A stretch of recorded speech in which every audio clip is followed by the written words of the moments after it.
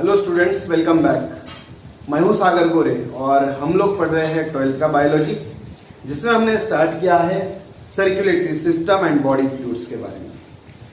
Students, up to this lecture we have discussed the external structure, internal structure of heart, pumping action of heart, pulse rate, heart beats, as well as the circulatory system. So two types of circulatory system we discussed in previous lectures. Today what we are going to study is about the blood, the circulating fluid of the body, that is blood. हमने ये देखा था कि जो circulatory system है overall पूरे circulation में हमें तीन कंपोनेंट्स चाहिए। एक चाहिए हार्ट, दूसरा चाहिए ब्लड वेसल्स और तीसरा चाहिए ब्लड। या फिर पहले ब्लड को लेते हैं। हमारे चैप्टर में ब्लड को पहले डिस्कस किया है और हम अभी इसको हार्ट के बाद ब्लड को डिस्कस करने जा रहे हैं। इसके बाद हम डिस्कस करेंगे ब्लड वेसल्स, तो ओवरऑल चैप्टर हमारा डिस्कस हो जाएगा। क्लियर? तो चलिए स्टार्ट करते हैं आज ब्लड के साथ। ओके स्टूडेंट, ये जो ब्लड है ये हमारे बॉडी का मेन सर्कुलेटरी फ्लूइड है, मेन सर्कुलेटरी फ्लूइड है। जैसे कि हमारी बॉडी में ये ब्लड सर्कुलेट होता है, ऐसे ही अलग अलग ऑर्गेनिजम्स हैं जिनमें वाटर लाइक, म्यूकस लाइक ऐसा सब्सटेंस होता है। और हम लोगों में जो सर्कुलेटरी सिस्टम है वो है क्लोज्ड सर्कुलेटरी सिस्टम। क्लोज का मतलब क्या होता है? आपने 11th में पढ़ा होगा कि सर्कुलेटरी सिस्टम जो है दो टाइप्स की होती है। एक होती है ओपन और दूसरी होती है क्लोज्ड। क्या मतलब है इसका ओपन और क्लोज्ड का? ओपन का मतलब होता है इनमें कोई वेसल्स नहीं होते हैं, कोई आर्टरीज नहीं होंगी, कोई कैपिलरीज नहीं होगी, कोई नर्व वेन नहीं होगी, वेन के बिना ओपन। और जो क्लोज होती है इनमें वेसल्स प्रेजेंट होते हैं और जो ब्लड है वो वेसल्स के थ्रू फ्लो होता है। तो हम लोगों में वेसल्स है अलग अलग बॉडी, मतलब सिस्टम में क्या होता है वो फिर बाइफर्गेट होता है, अलग अलग ऑर्गन्स को अलग अलग आर्टरीज के थ्रू ऑक्सीजनेटेड ब्लड जाता है और वेन्स के थ्रू डीऑक्सीजनेटेड ब्लड कलेक्ट भी होता है। तो ये हमने पढ़ा है, मतलब हम लोगों में क्लोज सर्कुलेटरी सिस्टम है। और ये हमें दिया है किसने?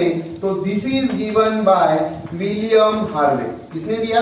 William Harvey. ये नाम अच्छे से याद रखिए क्योंकि इस पे क्वेश्चन पूछा जाता है। Close circulatory system was given by William Harvey. Clear? So student, ये जो बॉडी फ्लूइड है ब्लड, ये बेसिकली ये क्या है? ये फ्लूइड कनेक्टिव टिश्यू है। क्वेश्चन यहां से पूछा जाता है, फ्लूइड कनेक्टिव टिश्यू। क्या ये टिश्यू है? हाँ है। कौन सा टिश्यू है? Connective tissue. लेकिन फिर इसमें तो टिश्यू जैसा मसल जैसा कुछ दिखता नहीं है। क्यों? क्योंकि ये फ्लूइड फॉर्म में है, इसलिए ये फ्लूइड कनेक्टिव टिश्यू है। क्लियर? जिसमें भी सेल होते हैं, सेल बहुत सारे एक साथ आ जाते हैं तो टिश्यू बनता है। इसमें भी सेल है, इसलिए ये फ्लूइड कनेक्टिव टिश्यू है। बहुत जरूरी है, बहुत इंपॉर्टेंट है कि इसका ओरिजिन क्या है, ये कहां से प्रोड्यूस हुआ है। सो ये ओरिजिन मेसोडर्मली ओरिजिन हुआ है। जब भी हमारे एम्ब्रियोनिक स्टेज में जो भी चेंजेस हुए उस समय ये मेसोडर्म से प्रोड्यूस हुआ है। क्लियर? मेसोडर्मली ओरिजिन है। ये जो ब्लड है इसी को दूसरा वर्ड कहा जाता है हीम। हीम का मतलब होता है ब्लड, इसीलिए इसके स्टडी को कहा जाता है हिमेटोलॉजी। हिमेटोलॉजी, क्योंकि आपको मैंने कहा था कि जब भी लॉगस वर्ड आता है तो उसका मतलब स्टडी होता है। तो हिमेटोलॉजी का मतलब होगा स्टडी ऑफ ब्लड। ये अलग ब्रांच है जो कि डील करेगी इसके फॉर्मेशन के साथ, इसके जो डिसीजेस है उसके साथ। तो पूरा ब्लड का जो स्टडी है हिमेटोलॉजी में होगा। और स्पेशलिस्ट जो होता है ब्लड का, इस स्पेशलिस्ट को कहा जाता है, क्या कहेंगे? हिमेटोलॉजिस्ट। क्या कहते हैं? हिमेटोलॉजिस्ट। सो जो ब्लड के डिसऑर्डर्स को करेक्ट करेगा, उसे डायग्नोज करेगा, उसकी ट्रीटमेंट करेगा, तो उसे हम हिमेटोलॉजिस्ट कहेंगे। तो इस तरह से हमारे बॉडी में जो ब्लड है, अभी उसकी कुछ कैरेक्टर्स देखते हैं कि जो हमारे बॉडी में ब्लड है उसके क्या क्या कैरेक्टर्स है। सो अबाउट ब्लड, जैसे कि हमारे बॉडी में टोटल कितना, बेसिकली ये कैसा है? जेली रेड है। जेली रेड कलर का होता है। क्लियर? ये रेड कलर क्यों है? तो ये रेड ड्यू टू, क्यों? क्योंकि इसमें क्या प्रेजेंट है? Hb प्रेजेंट है। Hb मतलब क्या? हीमोग्लोबिन। हीमोग्लोबिन के कारण ये रेड कलर का है। अभी ये जो ब्लड है इसका पीएच कितना है? पीएच है करीबन 7.4। 7.4 याद रखिए, मतलब क्या है? ये स्लाइटली अल्कलाइन है, बेसिक है, स्लाइटली अल्कलाइन। फिर इसमें इसका वॉल्यूम कितना है? हमारी बॉडी में इसका वॉल्यूम है करीबन 5 लीटर, 5 लीटर जितना है। क्लियर? फिर इसको अगर हम देखेंगे तो इसमें बहुत सारे ब्लड सेल्स रहेंगे। ये करीबन 5 लीटर है, इसका पीएच 7.4 है। और ब्लड की बात करके तो ये विस्कस, मोर विस्कोसिटी इसकी है, more viscosity than water. So water से ये थोड़ा सा गाढ़ा होगा, एकदम वाटर जैसा गाढ़ा नहीं, लेकिन वाटर से थोड़ा सा विस्कस होगा, थोड़ा सा जेली लाइक होगा। ठीक है? तो ये रेड ब्लड सेल्स के कुछ कैरेक्टर्स। ठीक है? इसे एक बार रिवाइज करते हैं, फिर हम उसमें क्या क्या कंस्टिट्यूएंट्स हैं वो भी देखेंगे। चलिए, सो ये जो ब्लड है स्टूडेंट्स, सो ये मेन सर्कुलेटरी फ्लूइड है और हमें क्लोज सर्कुलेटरी सिस्टम है जो कि हमें विलियम हार्वे ने दिया है। ये फ्लूइड कनेक्टिव टिश्यू है और इसका ओरिजिन मेसोडर्म से होता है, इसीलिए ये ओरिजिनल होता है, मेसोडर्मली ओरिजिन है। फिर हिम मतलब ब्लड होता है, लॉगस का मतलब स्टडी होता है, तो हिमेटोलॉजी का मतलब होता है स्टडी ऑफ ब्लड। फिर ये स्पेशलिटी, इसका जो स्टडी करेगा उस डॉक्टर को कहा जाता है हिमेटोलॉजिस्ट, या फिर उस स्पेशलिस्ट को कहा जाता है हिमेटोलॉजिस्ट। फिर अबाउट ब्लड, ये जेली रेड कलर का है, इसमें रेड कलर है क्योंकि इसमें Hb प्रेजेंट होता है। फिर इसका पीएच है 7.4, ये स्लाइटली अल्कलाइन है, इसका वॉल्यूम है नियर अबाउट 5 लीटर और ये मोर विस्कस है देन वाटर। क्लियर? इतनी बातें क्लियर है। चलिए अब हम देखते हैं कि ब्लड में कंस्टिट्यूएंट क्या क्या है, ब्लड के कंस्टिट्यूएंट्स क्या है, ब्लड कैसे बनता है। देखिए स्टूडेंट, ये जो ब्लड है, मैं यहाँ पे इसको लिखता हूं तो आपको आसानी से समझ में आएगा। ये ब्लड बेसिकली 2 पार्ट्स में डिवाइड होता है। एक होता है प्लाज्मा और दूसरा होता है, एक आएगा प्लाज्मा और दूसरा होता है ब्लड कॉर्पस्कल्स। ब्लड कॉर्पस्कल्स का मीनिंग होता है ब्लड सेल्स। क्लियर? इन 2 पार्ट्स में हम ब्लड को अलग अलग कर सकते हैं। मतलब ही आप समझ सकते हैं कि जब भी ब्लड में से ब्लड सेल्स निकाल देंगे, नीचे जो रहेगा उसको क्या कहेंगे? प्लाज्मा। क्लियर?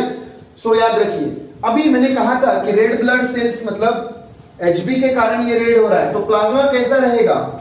ये नियर अबाउट प्लाज्मा कितना देखेंगे 55% है और ब्लड सेल्स नियर अबाउट 45% है। इन ब्लड सेल्स को हम बाद में पढ़ेंगे, ये डिटेल बहुत बड़ा बीट है, इसको अलग पढ़ेंगे। अभी हम पढ़ेंगे प्लाज्मा के बारे में। प्लाज्मा क्या है? प्लाज्मा ये ब्लड सेल्स को अगर निकाल दिया जाए तो उसमें से जो पीछे रहने वाला पार्ट है उसको हम कहते हैं प्लाज्मा। ये करीबन 55% है। इस प्लाज्मा में क्या है स्टूडेंट? इसमें अलग अलग कंटेंट्स होते हैं, उन कंटेंट्स के बारे में हम सोचेंगे। कंटेंट्स क्या है? सबसे पहला कंटेंट इसमें, सबसे पहले वाटर मिलेगा हमें, बहुत सारा वाटर रहेगा, मतलब इसमें सोल्यूट भी है और सॉल्यूशन भी है। सो वाटर है अबाउट 90 to 92% और 10% होता है सोल्यूट। सोल्यूट है इसमें करीबन 10%। तो इस तरह से ये 100% तैयार होता है। क्लियर? इसमें जो पाया जाता है, इसमें कुछ क्लॉटिंग फैक्टर्स है, या फिर उसे हम कहेंगे सीरम प्रोटीन्स। क्या होता है इसमें? पहली चीज है सीरम प्रोटीन्स। ब्लड में प्रोटीन्स होते हैं क्या? होते हैं। कौन से प्रोटीन्स होते हैं? जैसे कि इसे हम कहते हैं सीरम अल्ब्यूमिन, सीरम ग्लोब्यूलिन, फिर इसमें हिपैरिन मिलेगा, फाइब्रिनोजन मिलेगा। ये सभी का हम आगे जाके इसका रोल देखेंगे, क्या रोल है। अभी सिर्फ ये सीरम, ये प्रोटीन से इतना याद रखिए। और फिर यहां पे फाइब्रिनोजन हमने लिख दिया, फिर यहां पे मिलेगा प्रोथ्रोम्बिन। सो ब्लड में हमें प्रोटीन्स मिल रहे हैं। सीरम अल्ब्यूमिन है, ग्लोब्यूलिन है, हिपैरिन है, फाइब्रिनोजन है, प्रोथ्रोम्बिन है। ये कुछ क्लॉटिंग फैक्टर्स है इसमें। मतलब ये ब्लड को क्लॉट करने में हेल्प करते हैं। जब आपको कुछ कट होता है तो उस समय हमेशा कट होने के बाद ब्लीडिंग जो है वो थोड़ी होते रहता है, कुछ देर के बाद ब्लीडिंग स्टॉप होता है। ये ब्लीडिंग स्टॉप करने वाले कौन है? यही है वो क्लॉटिंग फैक्टर्स। क्लियर? सो ये किसके अंडर आते हैं? प्रोटीन्स के अंदर। ब्लड सेल्स को निकाल दिया जाए तो रहने वाला पार्ट होता है प्लाज्मा, और उस प्लाज्मा के अंदर हम ये सभी पढ़ रहे हैं। सो वाटर था, कुछ सोल्यूट थे, सोल्यूट में हमने देखा सीरम प्रोटीन है। सीरम प्रोटीन हो जाए उसके बाद हमें क्या मिलेगा? और कुछ न्यूट्रिएंट्स मिलेंगे। कुछ न्यूट्रिएंट्स है। ये न्यूट्रिएंट्स क्या है स्टूडेंट? देखते हैं। ये न्यूट्रिएंट्स में आपको ग्लूकोज मिलेगा। तो आपने देखा है कि जब भी हम शुगर करते हैं कोई किसी भी पेशेंट की, तो उसमें हम देखते हैं कि ब्लड में ग्लूकोज लेवल कितना है, क्योंकि हमारे बॉडी के लिए क्या जरूरी है? ग्लूकोज जरूरी है। ग्लूकोज है तो ग्लूकोज का ब्रेकडाउन, फिर एनर्जी मिलेगी, इसलिए ग्लूकोज होना जरूरी है। तो न्यूट्रिएंट्स में ग्लूकोज मिलेगा, यह हुआ कार्बोहाइड्रेट का पार्ट। फिर प्रोटीन्स भी है जो न्यूट्रिएंट्स मिलते हैं। तो इसमें हमें मिलेगा अमाइनो एसिड्स। अमाइनो एसिड्स मिलेंगे। फिर फैट से हमें कुछ फैटी एसिड्स मिलेंगे, फैटी एसिड्स, और कुछ ग्लिसरॉल मिलेगा, ग्लिसरॉल। सो ब्लड में इस तरह से कुछ न्यूट्रिएंट्स भी होते हैं। ये हुए न्यूट्रिएंट्स। फिर कुछ वेस्ट प्रोडक्ट्स भी हमें मिलेंगे। कुछ वेस्ट प्रोडक्ट्स भी होते हैं, जैसे कि क्या वेस्ट प्रोडक्ट मिलेंगे? हमें मिलेगा सीरम बिलीरुबिन, फिर मिलेगा क्रिएटिनिन। बिलीरुबिन, क्रिएटिनिन, ये सभी नाइट्रोजिनस वेस्ट इसे हम कहेंगे। ओके, चलिए। सो कुछ वेस्ट प्रोडक्ट थे वो भी ब्लड में रहते हैं, और फिर ब्लड को फिल्टर करते हैं तो फिर उसमें वो किडनी फिल्टर करके उसको बाहर निकाल देगी। तो ये हुए वेस्ट प्रोडक्ट्स। फिर हम इसमें और क्या मिलेगा? कुछ गैसेस मिलेंगे। कौन से गैसेस मिलेंगे?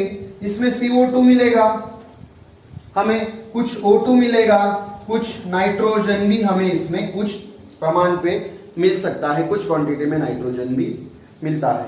फिर हमें इसमें कुछ रेगुलेटरी एंजाइम्स मिलेंगे। रेगुलेटरी क्या क्या होते हैं? तो इसमें एंजाइम्स है, कुछ एंजाइम्स है, और कुछ हार्मोन्स भी होते हैं। ओके, तो रेगुलेटरी में कुछ एंजाइम्स है, कुछ हार्मोन्स है, और कुछ इनऑर्गेनिक सब्सटेंस मिलते हैं। मैं इस यहां पे लिखता हूं, इनऑर्गेनिक सब्सटेंसेस। कौन से इनऑर्गेनिक सब्सटेंसेस है? जैसे कि सोडियम मिलता है, पोटेशियम है, मैग्नीशियम है, कैल्शियम है। इस तरह से बहुत सारे ऐसे इनऑर्गेनिक सब्सटेंस भी हमें यहां से मिलते हैं।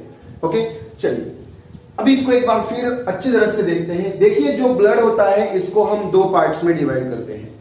ब्लड को प्लाज्मा और ब्लड कॉर्पस्कल या ब्लड सेल्स में डिवाइड करेंगे तो ब्लड सेल्स बहुत बड़ा बीट है, इसको हम बाद में पढ़ेंगे। तो ये करीबन 45% होता है।